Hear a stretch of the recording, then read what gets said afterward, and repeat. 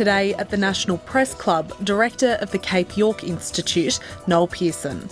One of the architects behind the Uluru Statement from the Heart, Noel Pearson is a prominent Yes campaigner for the upcoming referendum on an Indigenous voice.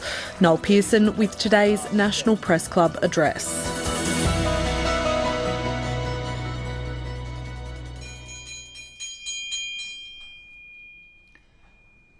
Hello and welcome to the National Press Club of Australia for today's Westpac address. My name's David Crowe, the Chief Political Correspondent at the Sydney Morning Herald and The Age and a Director here at the club. Our guest today is Noel Pearson, an Indigenous leader for many years and now a key figure in the Yes campaign for the Indigenous voice at the referendum on October 14. Mr Pearson was born in Cooktown in Queensland and raised at Hope Vale in Cape York. He went to school in Brisbane and then the University of Sydney, where he earned degrees in history and in law. He co-founded the Cape York Land Council in 1990. He was a key negotiator during the drafting of the Native Title Act in the 1990s, and of course was a member of the group that worked on the design of the Indigenous voice.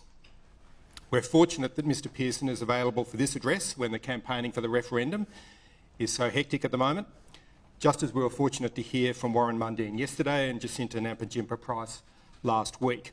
We've also had addresses from Marsha Langton and Indigenous Australians Minister Linda Burney. Because we're only 2.5 weeks away from polling day, we're also hoping to hear from Pat Dodson, the Special Envoy for Reconciliation, but we know this is challenging and we wish him well in dealing with serious illness. We've invited the Prime Minister and the Leader of the Opposition to appear at the National Press Club before referendum day. Time is running out, I think, to get commitments, but they're both welcome, individually or together if they wish. We're presenting today's address in a different venue than usual, and that's purely because of some renovations being done in the club's main room. It's not easy to book venues when we can't be sure who's available. We really appreciate Mr Pearson giving us enough notice to book this room today, so thank you. The format remains the same. We'll hear from Mr Pearson for about half an hour and then we'll go to 30 minutes of questions from the journalists here. For those of you watching at home, you can join the conversation on Twitter, where our handle is @PressClubAust, or you can use the hashtag NPC. Please join me in welcoming Noel Pearson to the podium here.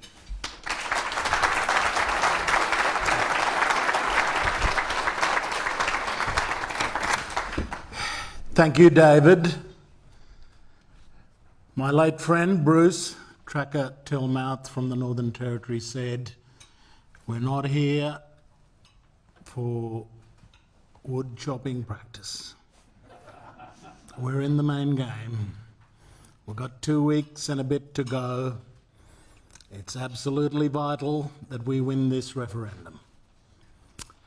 So let me say greetings to the Ngunnawal First Peoples. I pay respect to our Aboriginal and Torres Strait Islander elders and all elders of the Australian people, past and present. I bring this message stick from my Gumatj family in northeast Arnhem Land. With the referendum not long now, I want to talk with you, my fellow Australians, about the largest motive for voting yes and why a voice is so important for Indigenous Australians. My speech is titled, "For the Love of Country." I mean not love in a saccharine or sentimental way, nor romantic or patriotic love. I mean in the sense the late English philosopher Roger Scruton called oikophilia. Oikos, the Greek for home, and philia for love, the love of home.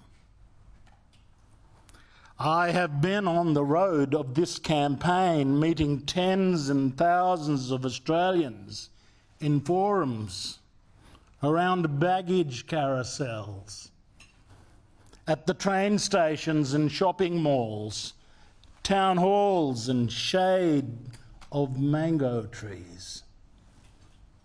And the hours, days and weeks are an emotional and pictorial kaleidoscope flashing through my mind.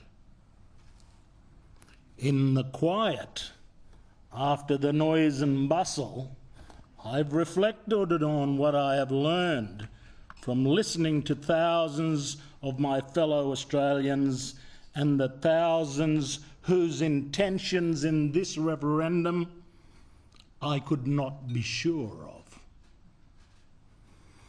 I've conversed about constitutional law, politics, race, details, equality, discrimination, fears and hopes. And I have endeavoured to answer questions honestly and accurately. Beyond these details, I've come to see it is the love of our country that joins us all as Australians. I said it's not the same as patriotism, because there's nothing political about this love of country. Rather, it is about the wondrous land and seas. All of the nature and culture makes this country so beloved of us all, and its effect upon our souls. No Australian can fail to feel this in the presence of Uluru and a million other places each of us call our special homes. I say today, it is the love of country that is our driving motivation for the recognition of Aboriginal and Torres Strait Islander peoples in the Australian Constitution. It is not love of each other that joins us, it is our mutual love of country that unites us. We don't need mutual affection to succeed in this referendum. We need to recognise our mutually shared love for the land. Our children and great children will be more likely to share affection between them than us, because too many of us have grown up strangers. But when you bring your children to come to know our children, they will each be the better for it. That is the promise of the future. So let me turn to love and the strongest motive for voting yes. Words can explain. Let's keep having conversations about constitutional recognition of Aboriginal and Torres Strait Islander peoples as the first peoples of Australia in the remaining time we have. Law can assure us this referendum will uphold the Constitution and recognise Aboriginal and Torres Strait Islanders as the first peoples of Australia. This amendment is constitutionally safe and will adorn our founding law. Philosophy can give us reasons. It is not inequality to recognise Aboriginal and Torres Strait Islanders were the owners of Australia since time immemorial. It is simply the truth. Friendship can increase empathy. We are 3% and you 97%. It's understandable we mostly don't know each other as friends. If we shared meals, we could rely on the empathy of friendship. Empathy is so important, but only love can move us now. not the love of family. Unlike other campaigns, we don't have the love of family to join our hearts with our heads. Not the love of familiarity. Only few are familiar with us. That's no fault of anyone. It's just we are so few and you so many. Australians mostly do not know our cultures, our languages, the things that make us the same as you, and the things that make us so unfamiliar, even after 2 centuries. We are not yet like our New Zealand friends, who have brought the cultures of the Māori and the Pākehā together. Not the love of experience. Apart from sport, school and work, we don't have enough shared stories of loyalty, friendship and mateship. What mateship there was between our diggers in the world wars is not much known and remained unacknowledged after our people's service. Not the love of admiration. Australians have always admired our sporting and cultural heroes, and little wonder we are proud of their ability to enjoin your respect. But admiration is not what I am talking about here.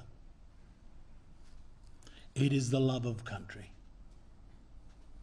This is a civic love. It is the basis of a shared fealty to this land. It is for the love of country that the Australian people cohere under the first person plural, we. It is the largest motive we have for voting yes. It's the love of home. Our Australian home is the source of this love. Ownership is lower in order concerning law, title and real estate, whereas our larger responsibility, shared by all of us, is the custody of our national home. Our responsibility as custodians on behalf of our future unborn is our highest duty and an expression of this love of home. It is the great love we share. Always was. This is the voice of reminder of the ancient origin of this love. Always will be.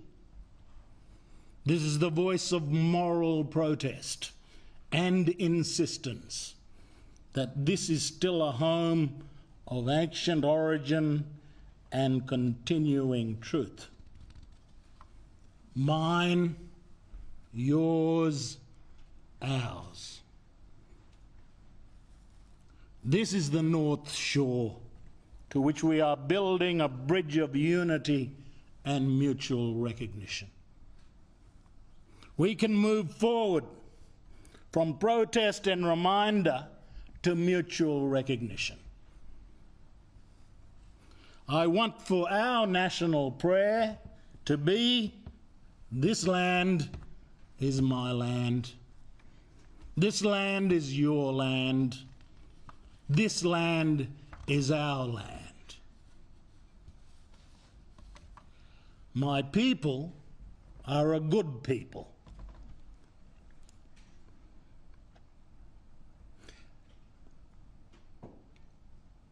They've done nothing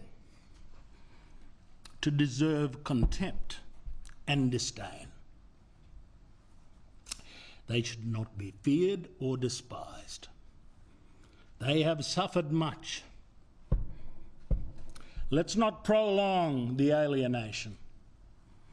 They have much to contribute to their country, if only they be given the chance to.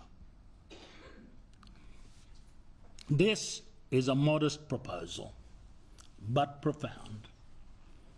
An advisory body in the Constitution to which the Parliament and Government will listen to Aboriginal and Torres Strait Islander peoples so we get better results for Indigenous people and for the country. Its profundity is based on a simple truth. When we listen to each other, outcomes improve. I've learned the hard way over a lifetime of community work, day after day, year after year, decade after decade, that listening makes it possible. Listening isn't all, but it is a precondition for success. My work has taught me the power of listening.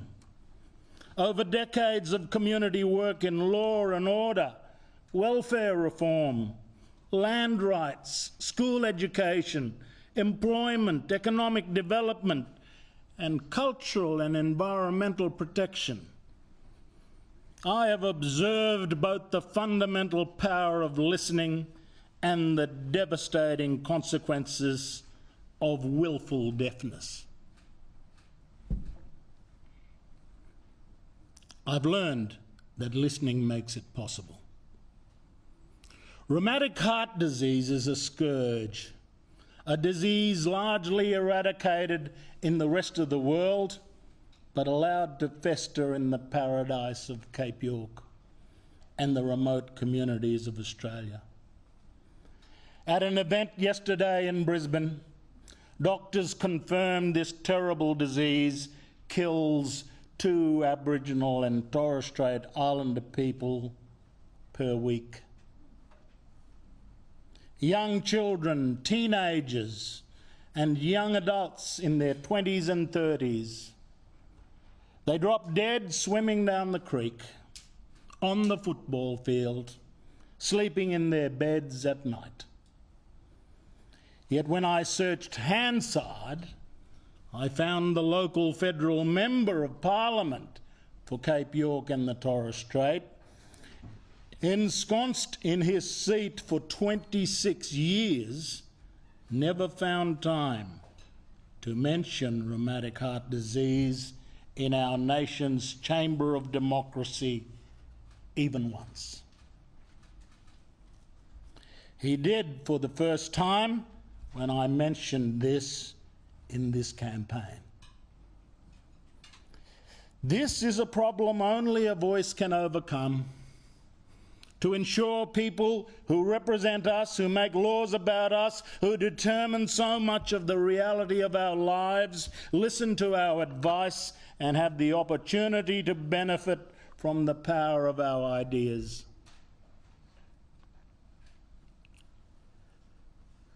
Rheumatic heart disease inflicts lifelong damage to the valves around a child's heart, causing early death. But it's the lifelong damage to the ears of our nation's decision makers that has allowed this disease to prowl around Cape York decades after it has been eradicated everywhere else in mainstream Australia and around the world. It is a disease of the unlistened to. It is a disease of a people who have spoken but have not been heard.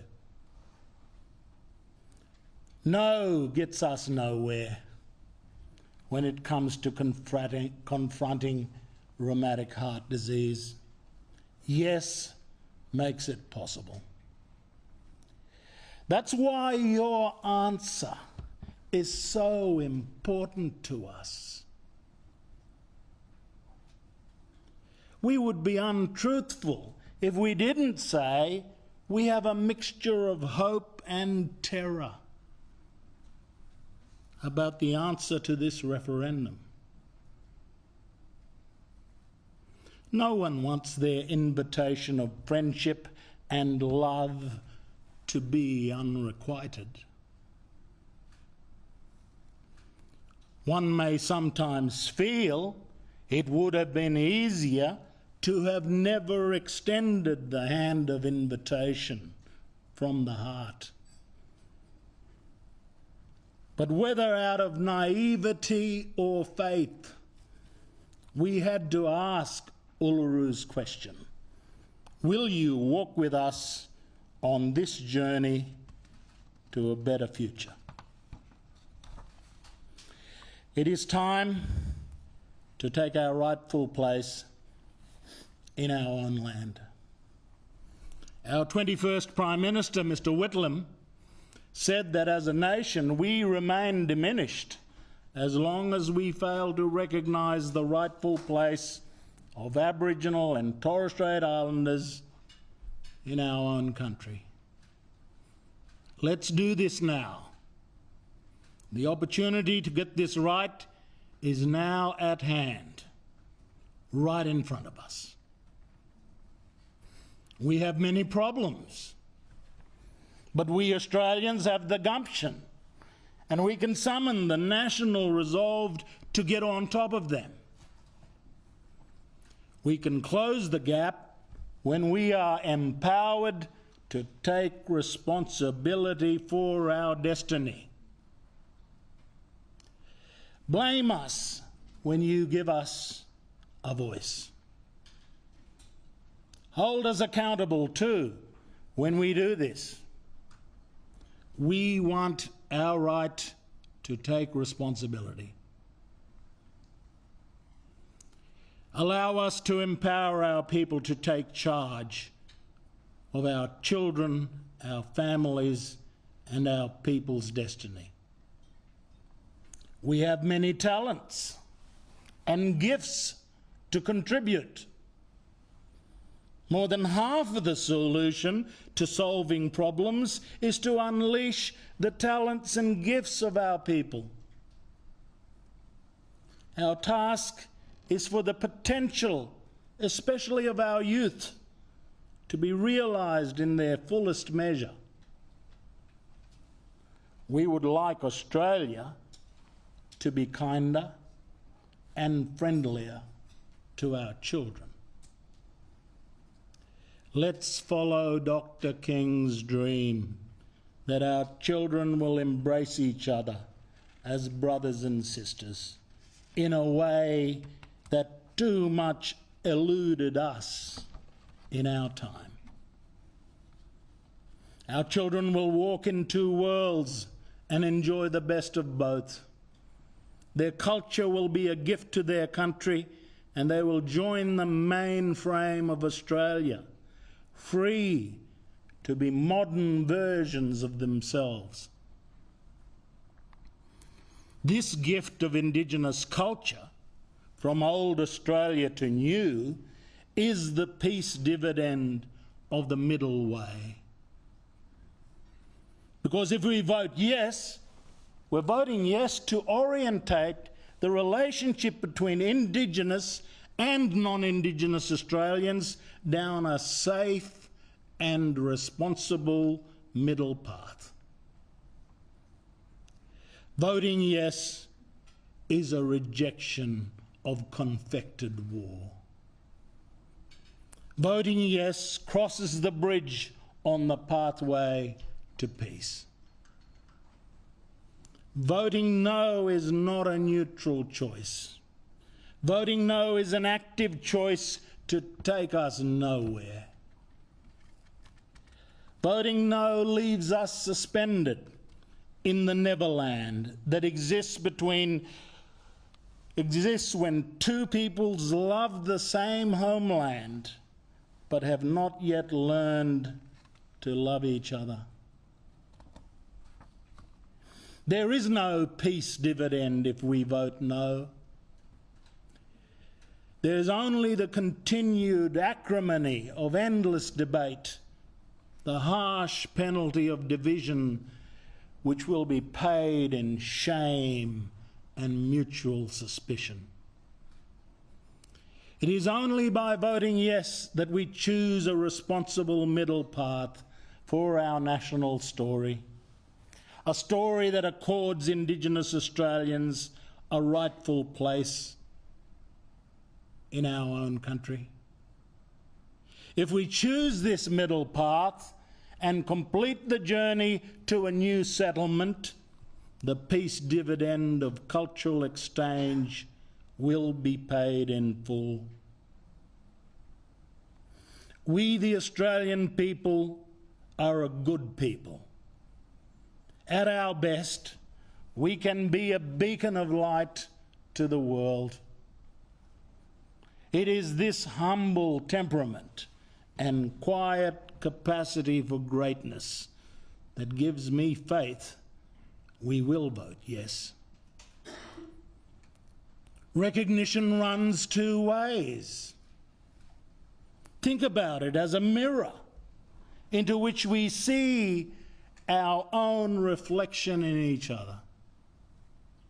This referendum is the largest mirror we will ever look into as a nation. 27 million people will look into this mirror on 14 October and see ourselves like we never have before. Recognition is about the 97% recognising the 3% and offering the gift of Australia's 122-year-old constitutional democracy. Recognition is about the 3%, recognising the 97% and offering the gift of Australia's millennia-old heritage. The first is about democratic participation and the second about identity. And dare I say, the spirit of Australia. When he spoke the truth of our history at Redfern, our 24th Prime Minister, Mr. Keating, said it was not about guilt. It was about opening our hearts.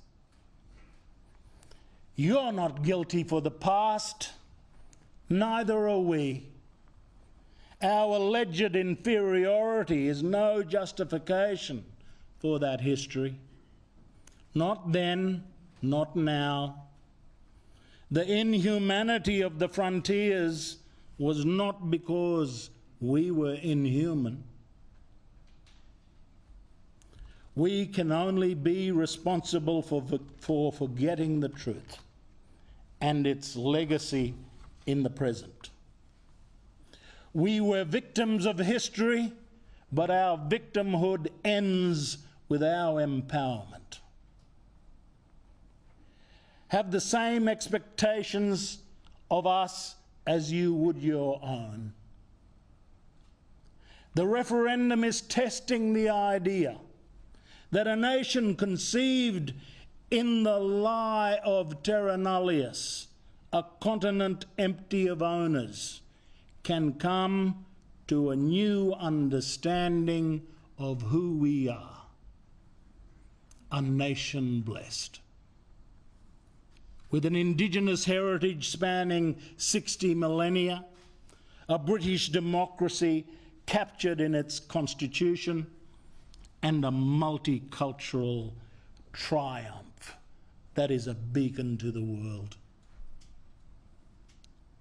The referendum words complete the three parts of what our 25th Prime Minister, Mr. Howard, called the profound, unfolding and compelling story of Australia. If affirmed, this referendum will seize our first best chance and last best hope for a lasting settlement. We do this for our future unborn, for the countless generations to come. We, their grandparents and great-parents, bequeath them the settlement of future peace, rather than the endless trouble of our colonial past. For now we can draw a line on the colonial past because we choose to make it our history rather than our legacy. Why would we, the Australian people, bequeath to our great children the irresponsible rhetoric of war and disunity, when we could give them reconciliation and justice instead? On October the 14th, we, the Australian people, face a choice between crossing the bridge to our future or floundering in the past. A choice between listening to each other, respecting each other, or closing our hearts and minds to the simple truth that when we listen, we do better. A choice between a safe and responsible middle path or the failed dichotomy of assimilation and separatism. A choice between a country big enough for all of us to love and just enough for all of us to flourish, or a country belittled by our differences and demeaned by our past. On October the 14th, we get a chance to begin a new chapter of Australian history, to bequeath our children the future they want, not the past that burdens us. On October the 14th, we whisper into the wind of time that no gets us nowhere, and yes makes it possible. On 14 October, we can carve our generation's name into the bedrock of history. And for as long as there is history in this land, it will be recorded. We were asked, and we proudly voted yes. We can do this for the love of our country, the love of Australia, my land, your land, our land. Thank you.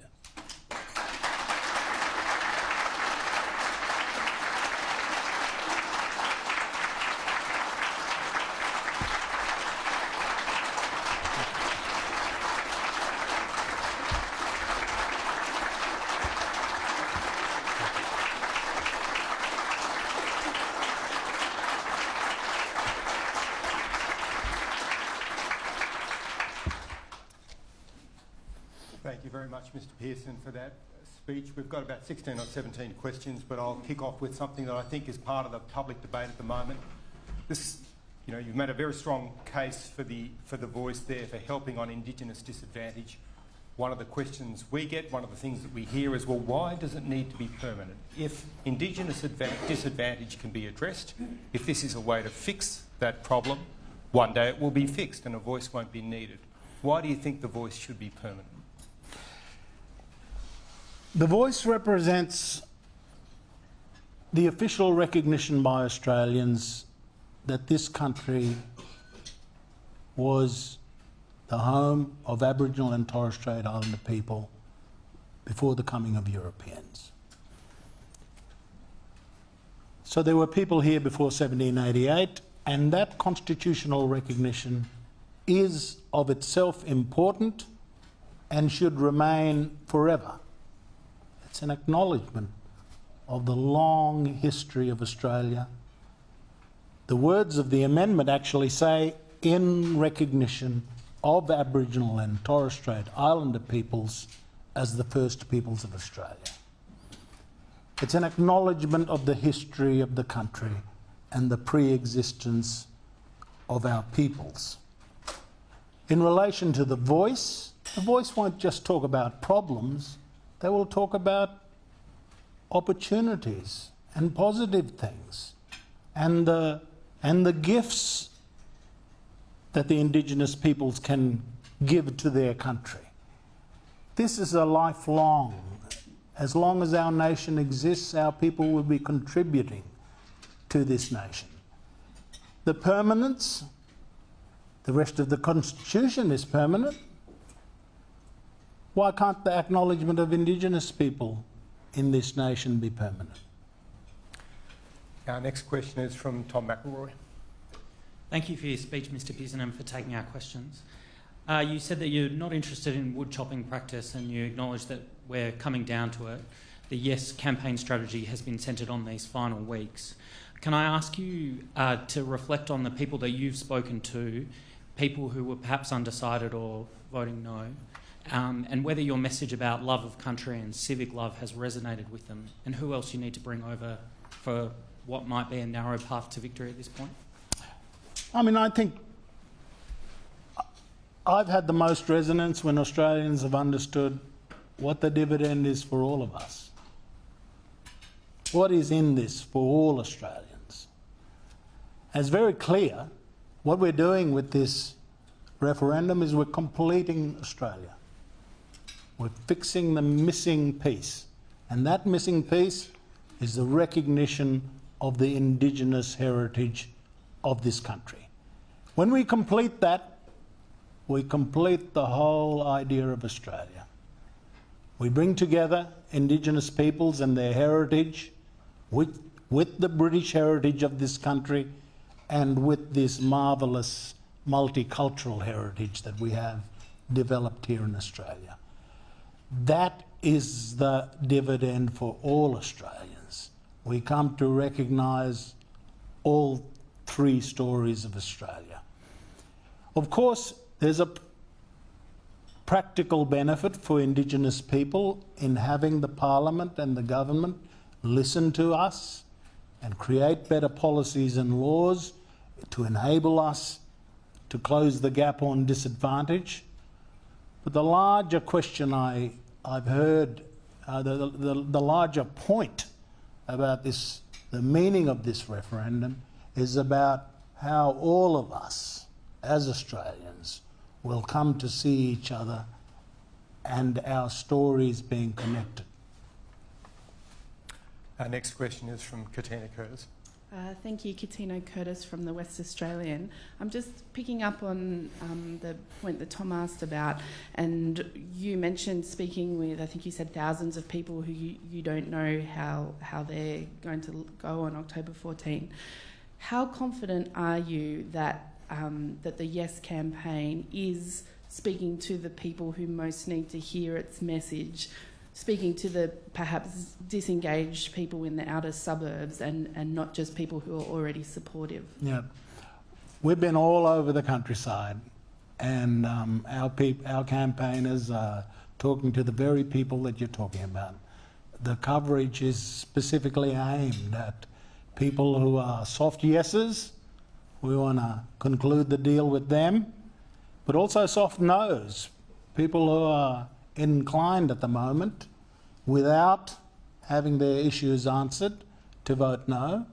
And I'm finding that when proper answers, clear answers are provided in respect of the actual alteration, when we zoom in on the words that we're voting for on October the 14th, I find the understanding factor, lights are switching on, and people are saying, well, oh, okay, these words actually explain what we're doing on 14 October.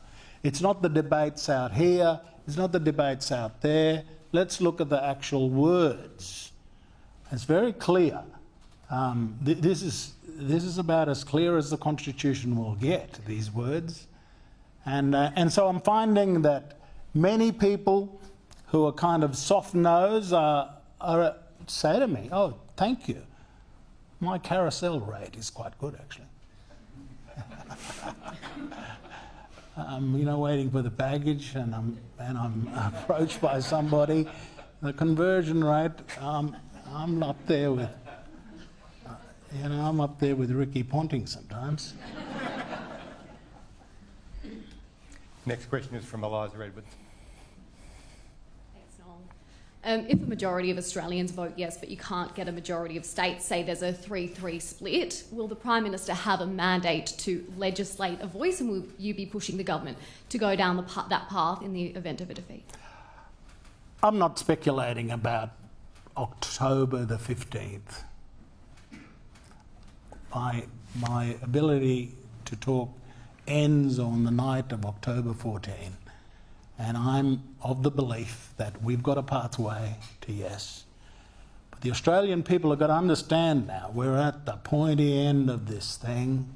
They've got to understand the choice between yes and the future that is in prospect, and the no campaign, which is saying we should wallow in this debate and division maybe for another 122 years. Because I cannot see a scenario where the question is ever going to arise again. I mean, the Conservatives have already said there will not be another referendum on this. Peter Dutton proposed it one Sunday 2 weeks ago. It was dead on the Thursday because his spokesman said no. And of course the National Party's position is very clear. There will not be a referendum supported by the Nationals. So there will be no constitutional opportunity to revisit this question. What happens in the event of a loss is not something I'm contemplating now. Next question is from Pablo Vinales. Thank you, Mr. Pearson. Pablo Vinales from SBS. I'm interested in you speaking about civic love with a yes vote, and further to the previous questions, whether this message is resonating particularly for culturally and linguistically diverse Australians, because the sentiment that I've heard through reporting is that they've come from countries where democracy has been so fragile, and the fear is that this perhaps will undermine the status quo. What message specifically are you communicating to that audience? I say to multicultural communities in the campaign that I'm involved in around the country, I say to them, listen, where do you fit into Australia? It's a bit unclear. Are you with the mob from the UK? Are you kind of honorary settlers? Because some of you are the wrong colour. Or you don't come from Northern Europe. You come from Africa, you come from Asia, you come from South America, you come from all over the joint. You come from China. I say to them, where do you fit in Australia? Because we can move to an Australia where the Indigenous, the British descendants, and the multicultural mob become one. And we all know we're Australians. There's no priority among us. We're all equally Australians. And the settler native thing kind of retreats into history. It'll be a great day when we do that. A great day for multicultural communities too, because they'll know unequivocally that they are Australians as much as the rest of us, as much as the white fellas from the United Kingdom, and as much as the black fellas from Australia. The multicultural communities are Australians. Next question is from Rosie Lewis. Rosie Lewis from The Australian. Noel, you once proposed releasing draft voice legislation before a referendum so that all parliamentarians and members of the Australian public can see exactly what the voice entails. Why did you change your mind, and have we ended up with an expedited referendum instead of best practice? My proposal was during the Morrison government, because there'd been a long period of inaction after the Kalma-Langton report was delivered to Ken Wyatt. We knew that Ken Wyatt had taken submissions to his cabinet, and it was unclear what had happened to those submissions. But essentially there was about 12 months after Kalma-Langton where there was no action. My speech to the National Museum was about trying to buck up the process, and for people to work, to start turning the ideas into a draft bill as a way of trying to stimulate action on constitutional recognition. That didn't happen. No more work was done in that last year of the Morrison government. The end result of any work on a draft bill would not have been the detail as contemplated under the provision. It would be a proposal. The actual detail is what Parliament legislates under the last paragraph of the proposed provision. And the provision reads, "The Parliament shall have the power to make laws." That's where the detail sits. The Parliament shall have the power to make laws. It is only that detail which is the real detail. That's how our system works. Our system sets this clause, 92 words, in the Constitution, but the detail is a separate thing for Parliament. And note that it's not the government's function. The government may introduce a bill, but it can't pass the necessary detail. It's got to get past Senator Hanson, it's got to get past Senator Pocock, it's got to get past the Greens. The normal parliamentary process has to be undertaken in order for us to see the details. We've had this false debate about details that has conflated the detail of the constitutional provision versus the detail of subsequent legislation. The ABC was created in 1932 by Prime Minister Joseph Lyon under a power of the Commonwealth Constitution. Parliament legislated the details in 1932, amended it in 1942, and then the Hawke government came along, scrapped it all and replaced it with the Australian Broadcasting Corporation Act in 1983. That's what Parliament does. Parliament's job is to change the details whenever they decide to. What doesn't change is the constitutional provision. So you can anticipate that next year, in the event of a successful referendum, the Parliament will create the first version of the voice, and that might go along for 10 years. And then a government or a parliament may come along and say, we want to amend that. We want to amend the detail. They've got the full power to do it.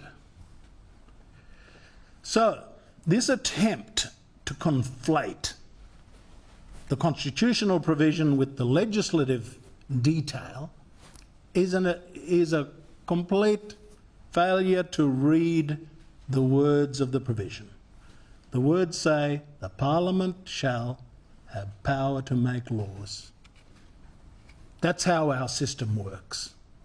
So if there's any parliamentarian demanding detail, I suggest they go to the bathroom and look themselves in the mirror and find out who's responsible. Our next question is from Ellen Ransley.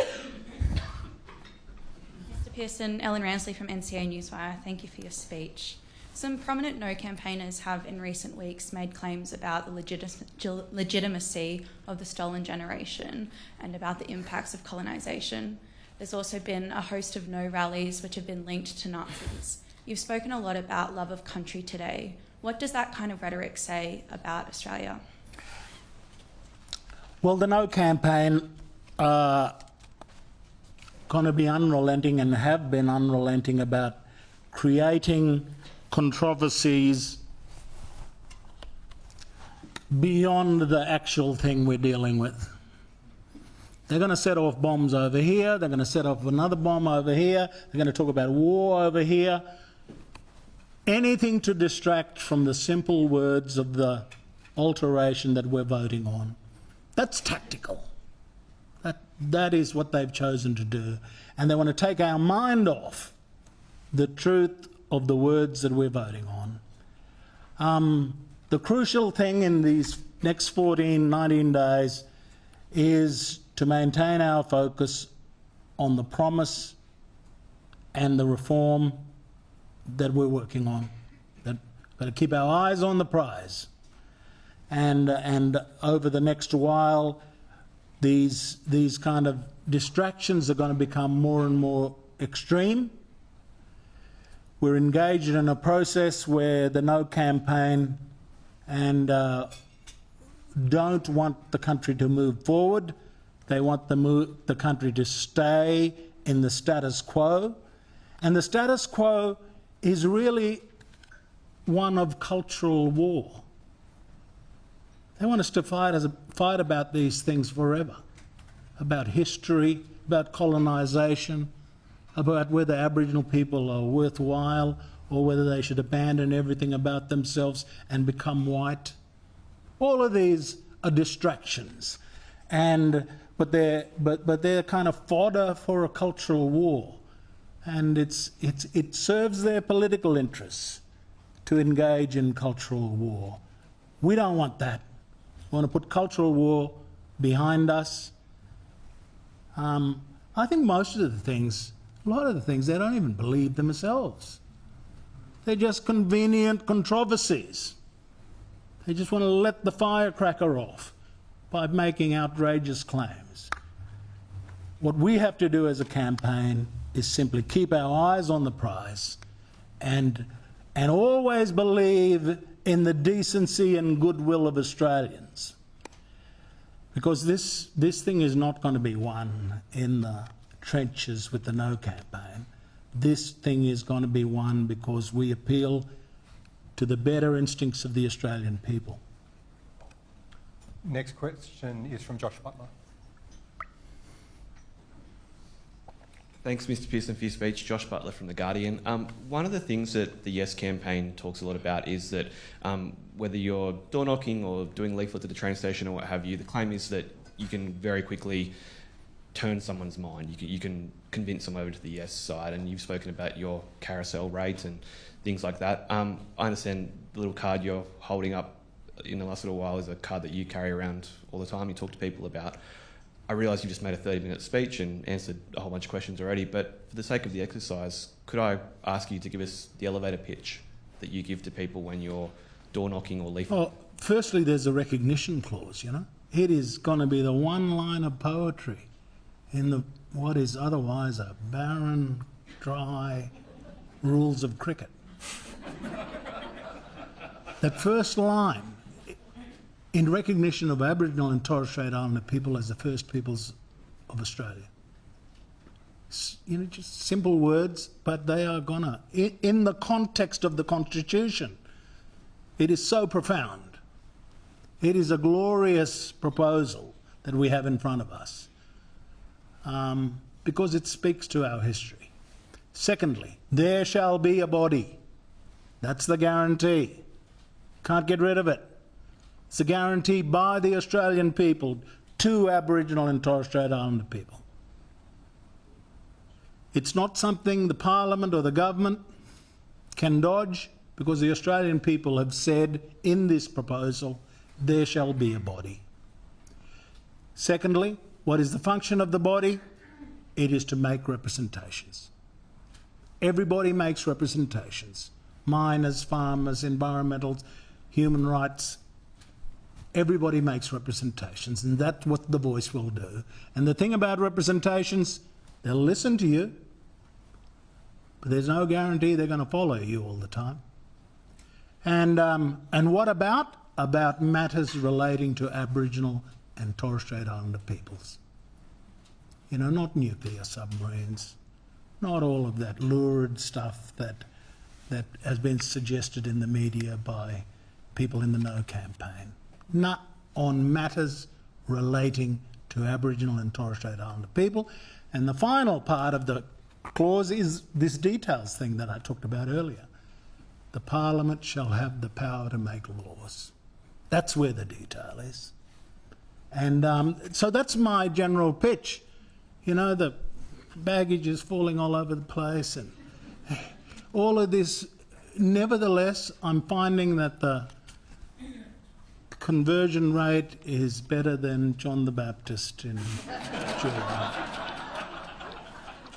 Thank you. Our next question is from Nicole Hegarty. Thank you for your speech. You mentioned distractions and your anticipation that they're going to become more and more extreme. How will you continue to sell your message and get that effective cut through when those distractions, as you've labelled them, continue to come through and are in themselves cutting through to such a large number of people and communities? I wish you could tell me. Because this really is a test of whether our democracy can sustain a discourse for good. Can we do good things in our democracy by talking to one another in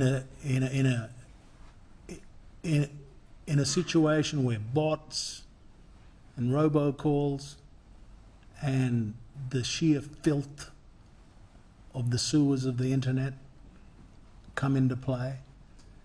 Can we still do good things in the democracy through putting our case to other citizens in our country and appealing to their intelligence and their hearts?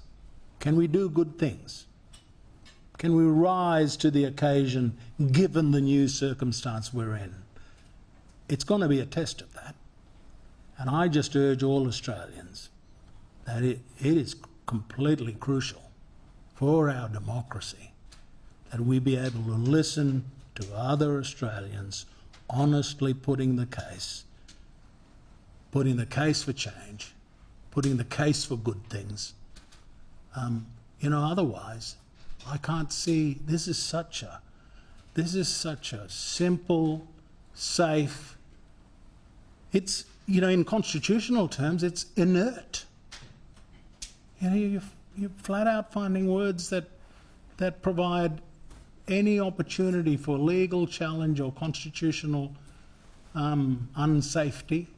You put the Geiger counter on it, no beep.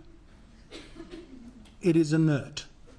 But it just offers such a great opportunity for the voices of Indigenous people to be put across to the Parliament and the government, and for those ears in Parliament to listen to what our people want. And the dividend will be that we get on top of this terrible problem that we have between our peoples. Next question from Tom Connell. Thanks, Mr Pearson. Tom Connell from Sky News. When people buttonhole me about The Voice, which is mainly friends and family, but the odd stranger, they're generally open to the idea that things need to change. Their question is usually, well, how does The Voice help? So I'd like to ask you that in regards to rheumatic heart disease, which you raised. Yep. Clearly it's a problem.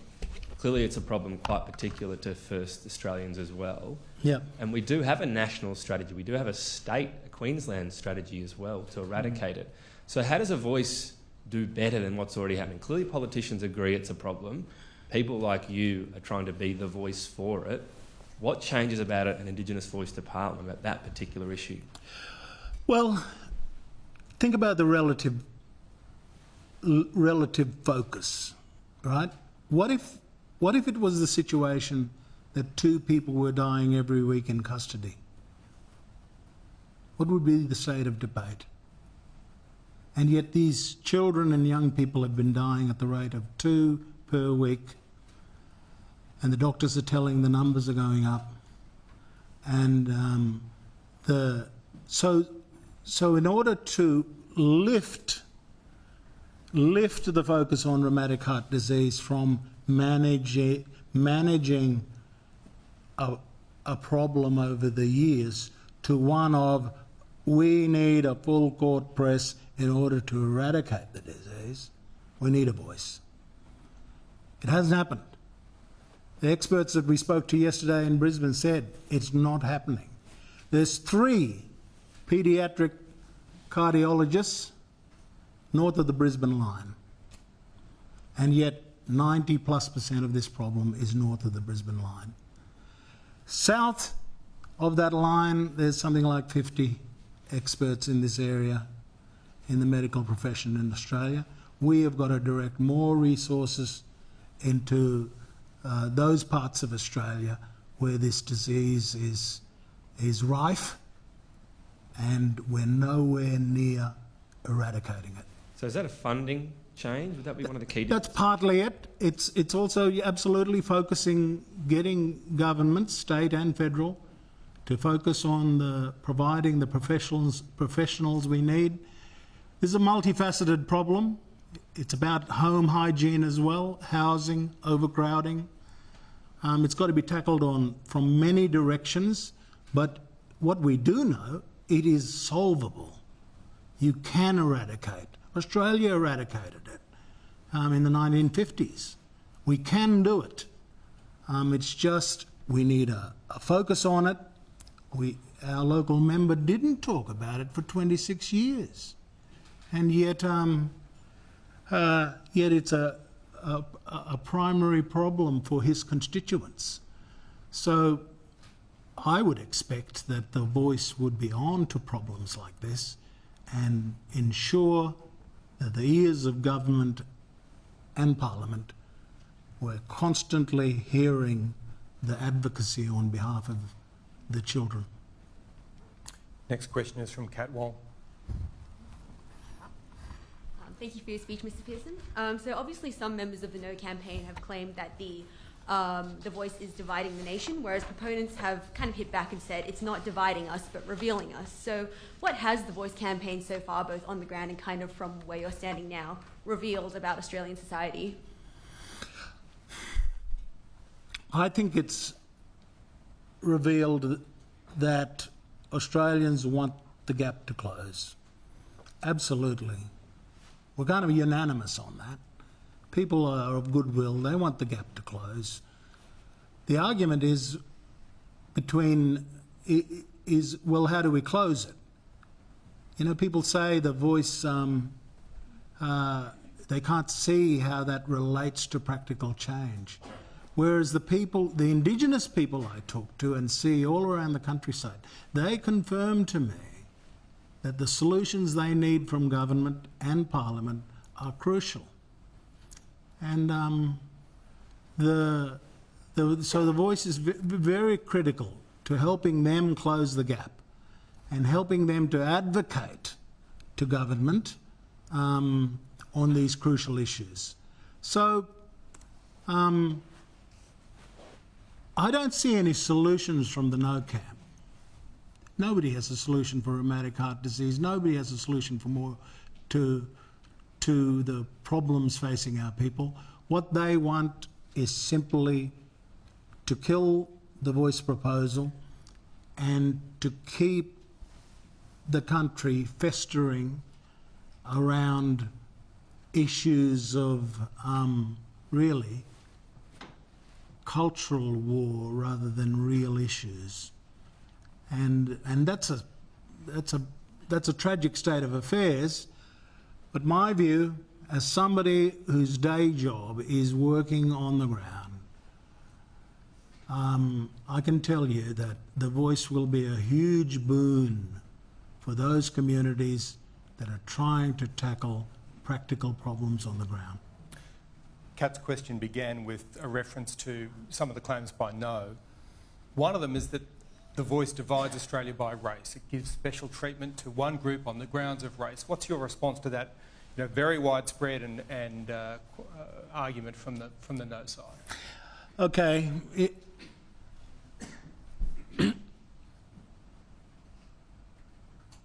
Janet Albrechtsen and Andrew Bolt, about 10 years ago, made that argument. And we responded saying, we're not a separate race though. We're humans. It's just that we are Indigenous. And you go to some parts of the world and Indigenous people are blonde and blue-eyed. This is not about race. This is about us being the original peoples in the country. They've never admitted to that misrepresentation. it has been in their interest to conflate the two things, race and indigeneity. It's crucial to their campaign. But I would ask Australians to understand this is not about race. This is about Indigenous. And the simple question about Indigenous is, were there peoples here before 1788? And the answer is yes, there were Aborigines and there were Torres Strait Islanders. And that's what we're recognising, not a separate race. Next question is from Melissa Card. Hi, Mr. Pearson. Melissa Code from the Mandarin. When I step back and sort of listen to the themes of the yes and no arguments for the referendum, I sort of see a spectrum, one where there's cynicism on one end, and on the other end, this idea of aspiration and optimism and what Australia can be, and that was certainly illuminated in your address today. But the sticking point seems to be this question of pragmatism. So who has the answer to resolve some of these existential and real issues facing First Nations communities? So when Warren Mundine spoke yesterday at the Press Club, he suggested that the voice represented, as David mentioned, segregation, but also more bureaucratic control and more dependency on institutions. And I'd just love to hear you respond to that from that aspirational, optimistic lens, the pragmatism issues.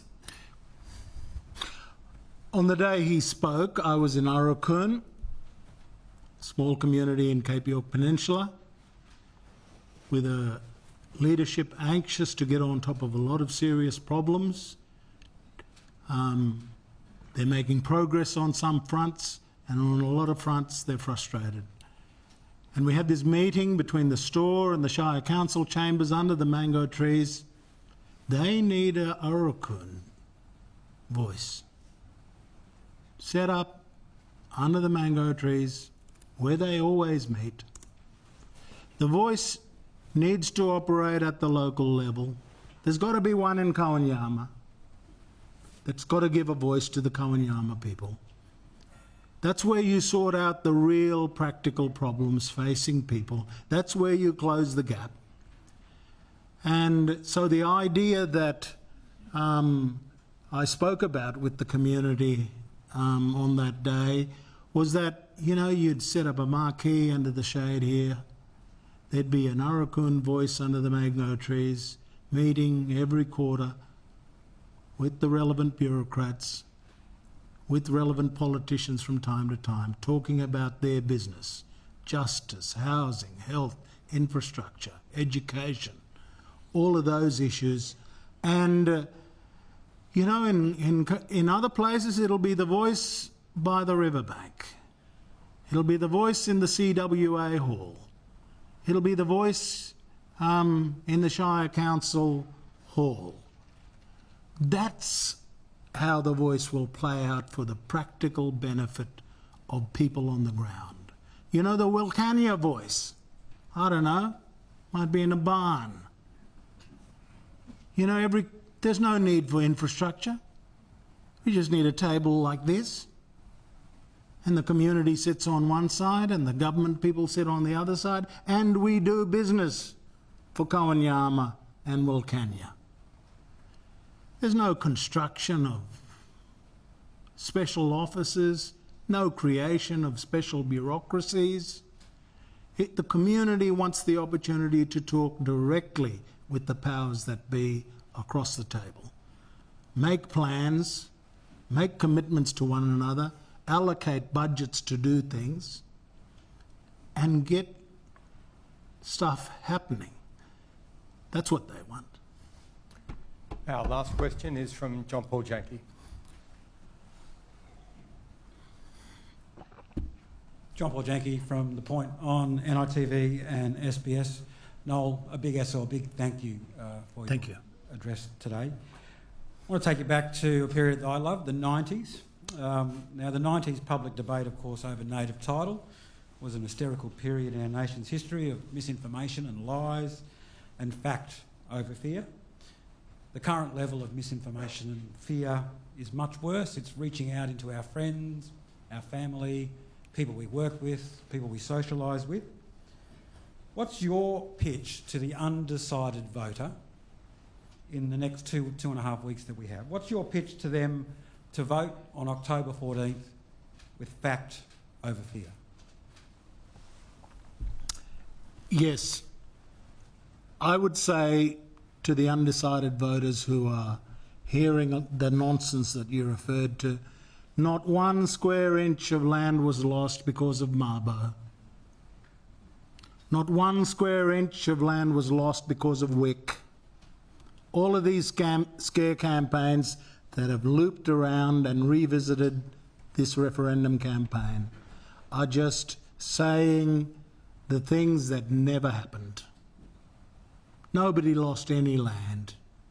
The High Court's genius in native title was to balance the rights of the Indigenous peoples with the rights of the new Australians. And we got the balance right.